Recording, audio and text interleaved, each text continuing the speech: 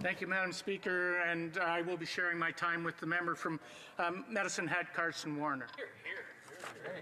Madam Speaker, I'm very grateful to have an opportunity to speak on today's Opposition Day motion because it is an issue that has been affecting my constituents in Souris Moose Mountain significantly since this Liberal government came into power. The Prime Minister has made it clear time and time again that he does not support Canadian agriculture producers or care about their livelihoods. And nothing has made this more obvious than his refusal to remove the carbon tax from farmers. Since the Liberals don't seem to have an understanding whatsoever of the importance of agriculture to not just Saskatchewan but all of Canada, I would like to paint a little picture for them. Saskatchewan farms account for the biggest share of Canada's total farm area, 39.2% to be precise. It is the amount of the world is among the world's largest exporters of various field crops, such as canola, and it leads the country in the cultivation of cereal grains, oil seeds, and pulses. This means that in many instances, when you put food on the table for you and your family, you can thank a farmer from Saskatchewan for producing it. In fact, I was speaking to the French ambassador to Canada just on Tuesday, and he told me that France, which happens to be a world leader in mustard, is extremely dependent on Saskatchewan's mustard seed crop, and especially when we have droughts and the crop is poor. With 66.9% of Saskatchewan's total farm area being made up of cropland, more than 2/5 of Canada's total cropland, it is commonly called the breadbasket of Canada. Even the Statistics Canada website uses this phrase. So the federal government must be aware of what our farmers do to feed Canada and the world, and the benefits they bring to our country's economy. Why they choose to punish the very same farmers who work tirelessly day in and day out to bring the highest quality produce from the farm to the table, I personally cannot understand. Farming is not an easy lifestyle, Madam Speaker. The days are long, with farmers getting up before sunrise and finishing their workday in the dark. They are at the mercy of nature, and as we all know in this House, the weather in Canada does not always cooperate for our wants and needs. Still, our farmers persevere because they are dedicated to their work, and they are willing to make sacrifices in order to get the job done. The least that we can do is support them, yet the Liberals choose instead to tax them at every turn and make their lives harder by quadrupling the carbon tax on their input costs, which will only increase the costs of food for Canadians. Madam Speaker, food security is a real issue in Canada right now, and it's something that I have been concerned about for a number of years under the mismanagement of this Liberal government. According to Food Banks Canada, there were nearly 2 million visits to food banks in 1 month back in March 2023, an increase of 79% from 2019. This is an alarming statistic, especially when you factor in the Liberals' inability to control inflation and the cost of living crisis that so many Canadians are currently facing. From 2021 to 2022, the number of families who were food insecure increased by more than 12%, yet the Liberals are still forcing these very same families to pay a carbon tax on just about everything they buy. In fact, a new report that came out today shows that a family of 4 will pay $700 more next year on groceries, and that is on top of the $1,065 extra that they are paying this year. For many families, that amount of money is the difference between being able to pay the rent or keep the heat on for the winter. Projections show that in 2024, there will be a 2.5 to 4.5 increase in food prices, with meat, vegetables, and bakery items rising from 5% to 7%. Due to these rapidly rising prices, Canadians across the country are reducing their expenditures on groceries, either by reducing the quantity or quality of the food that they are buying, or by substituting less expensive alternatives. We are now seeing the highest level of food bank usage in Canada on record, and it is this Prime Minister who must answer to it. I'd like to read a portion of the Food Banks Canada policy recommendations from their website, and it states as follows, quote, "Unfortunately, the story of 2023 is one of government inaction across the country.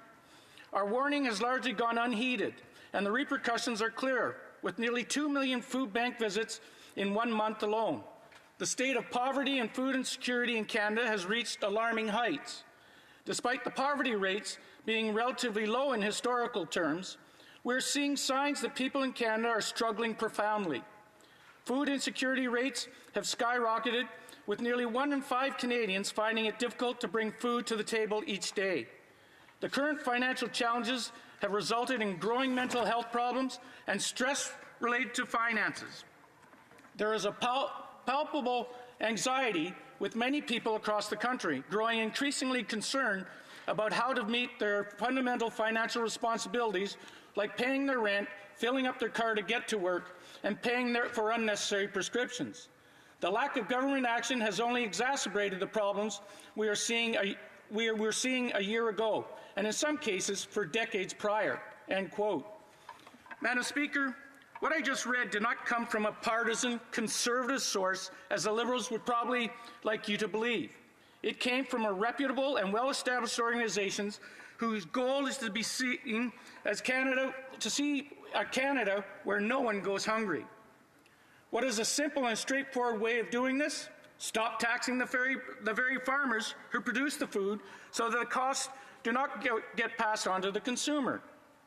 If you tax the farmer that grows the food and you tax the truckers who ships the food, it is ultimately the consumer who pays that tax. The Liberals either don't understand this or they don't care, and it is hardworking average Canadians who are paying the price for their apathy. Since the inception of the Liberal carbon tax, my office has been inundated with emails and letters from constituents who call on the government to axe the tax so that they can make ends meet. People are so upset and frustrated that they are actually sending me copies of their power bills, something that has never happened before in my 8 years as an MP. They want me to see just how much this Prime Minister is hurting them, especially those who live on a fixed income like seniors. I'm going to share a few quotes from these letters in the hopes that they resonate with members across the floor the same way they did with me. One email that was sent to the Liberal House Leader and copied to my office says, quote, "You can't be serious with your comment that the carbon tax is minimal in your review with CTV. The prices of everything we are paying for has been affected. We as Canadians are suffering directly from the carbon tax. I'm asking you to please stop with the carbon tax if you really care about the citizens of Canada." End quote. Another email, one that was accompanied by a copy of their power bill, reads, quote, "I'd like to bring to the attention of the Prime Minister what it is like to live in rural Canada. We are so tired of hearing how easy it should be to use public transportation and not rely on natural gas. All those things that are available to large city dwellers. We do live in a town of 1,500 people. My husband needed cancer surgery in July, and we had to drive 3 hours one way to the hospital. In rural areas, there is no public transportation like taxis and buses that would take us to these appointments, let alone directly from our home to the hospital door. Our vehicle gas bill is quite hefty.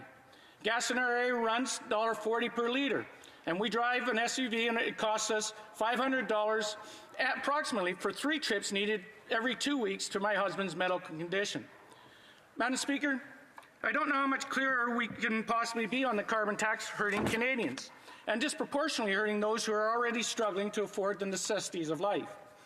To add insult to injury, the Prime Minister has chosen to provide an unfair carbon tax carve-out for those living in the East Coast, while also those living in the prairies are given relief, none whatsoever. According to the Liberal Minister of Rural Economic Development, if the prairies want to adequately represent in the House of Commons, they should have elected more Liberals. Apparently, the people of southeast Saskatchewan are not important enough for the Liberals' electoral math to get the same deal as those of Atlantic Canada. Furthermore, this came from the minister who is meant to represent all rural Canadians, not just those who vote Liberal. So this kind of divisive statement continues to cement the fact that this government only cares about those who might be valuable to them when the next election rolls around. The Prime Minister has created 2 classes of Canadians, those who pay the carbon tax and those who don't.